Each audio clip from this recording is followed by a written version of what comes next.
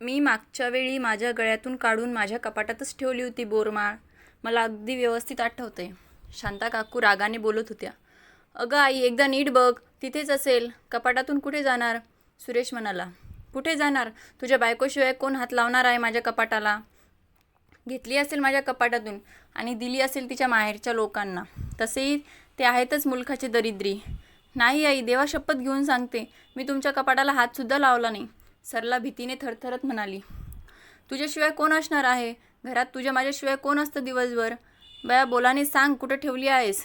नाहीतर माझ्यासारखं वाईट कोणीच नाही. शांता काकू सुनेवर जोरात ओरडत म्हणाल्या. मी खरं सांगते आई, मला काहीच माहिती नाही. सरला रडत म्हणाली. आई, सरला असे काही करणार नाही. ती इतके खोटे बोलणार नाही. तू परत बघ ना एकदा कपाटात. सुरेश आईला म्हणाला. म्हणजे तुला काय म्हणायचे? की मी खोटं बोलतीये? आईच्या बोलण्यावर विश्वास नाही तुला? आणि काल आलेल्या बायकोवर विश्वास आहे. मी माझं कपाट चांगलंच बघितलं, पण बोरमाळ सापडली नाही. मी तुला सांगते सुरेश, हे सर्व तुझ्या बायकोचं काम आहे. शांता काकू काही केल्यास सरलाचे ऐकून घेत नव्हत्या. सरला मात्र रडून रडून सांगत होती की तिने सासूबाईंच्या कपाटाला अजिबात हात लावलेला नाही. पण त्या काही ऐकायला तयारच नव्हत्या. सुरेश पण आईच्या पुढे काही चालले नाही. शेवटी शांता काकूंनी सरलाला तिच्या माहेरी सोडण्याचे फरमान काढले. सरला तिच्या सासूच्या पायात पडली, पण तिच्या सासूबाईंनी मात्र त्यांचा निर्णय बदलला नाही. सुरेशला वाटले की काही दिवस सरलाला माहेरी ठेवावे, तोपर्यंत आईचा रागही शांत होईल. मग तिला परत घेऊन येऊ. हा विचार करून सुरेशने सरलाला माहेरी सोडले. सरला आणि सुरेशचे मागच्या वर्षीच लग्न झाले होते. सरलाच्या माहेरची परिस्थिती बेताचीच होती. सरला दिसायला सुंदर होती, शिवाय गरिबी घरची लेक.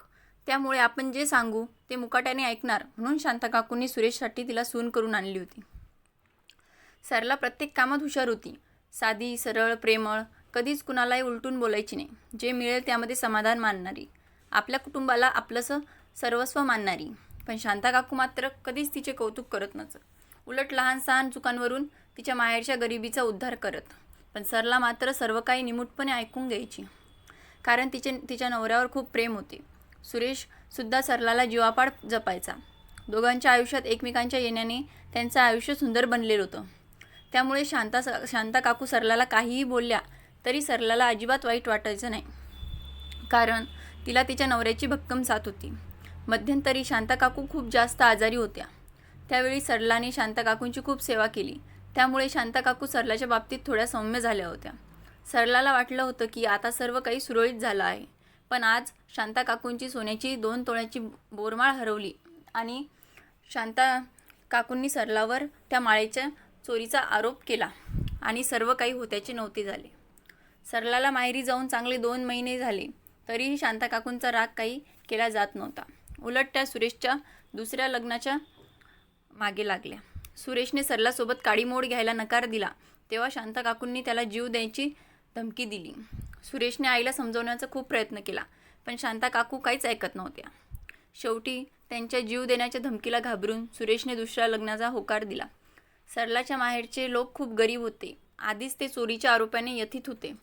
त्यामुळे शांता काकूंनी घटस्फोट मागितल्यावर त्यांनी तडजोडीचे प्रयत्न न करता घटस्फोट द्यायला तयार झाले.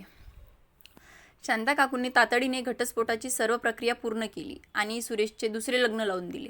इकडे सरलाला सुद्धा दुसऱ्या लग्नासाठी मागण्या येऊ लागल्या होत्या. त्यामध्ये अविनाशचे स्थळ त्यांना उत्तम वाटले. अविनाश सरकारी नोकरीवर होता. त्याला एक लहान मुलगी होती. बायको कसल्याशा आजाराने दगावली होती. सरलाच्या माहेरच्यांनी सरला आणि अविनाशचे लग्न लावून दिले. अविनाश चांगला मुलगा होता. त्याच्यासोबत लग्न झाल्यावर सरला काही दिवसातच तिचा भूतकाळ विसरून गेली. पण इकडे सुरेश मात्र सरलाला विसरू शकला नव्हता. त्याची दुसरी बायको मनीषा खूप कजात बाई होती. अगदी प्रत्येक लहान सहान गोष्टीवरून भांडण उकरून काढायची. हळूहळू मनीषाने शांता काकूंचे हातचे सर्व अधिकार काढून घेतले.